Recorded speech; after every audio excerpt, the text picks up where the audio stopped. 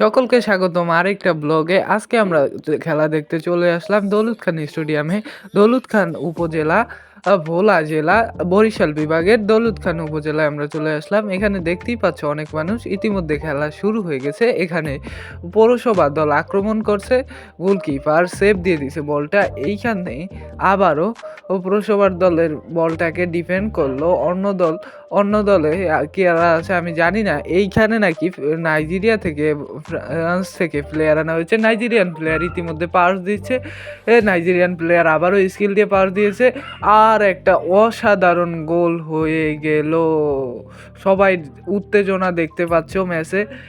তোমরা এরকম ম্যাচ উপভোগ করতে চাইলে ভোলা জেলায় দৌলত খান উপজেলায় আসতে পারো। তাহলে প্রতিদিন বিকাল 3টায় ম্যাচ অনুষ্ঠিত হয়। এই যে দেখতে পাচ্ছ নাইজেরিয়ান প্লেয়ারটায় বসে এখানে পানি বা ড্রিঙ্কস খেয়ে তারপরে একটু প্র্যাকটিস করছে। ওই যে দেখো হাফ টাইম হয়ে গেছে। আমরা তোমাদেরকে ওই পুরো ম্যাচটা দেখাতে পারি না, রেকর্ডটা অফ হয়ে গেছিল।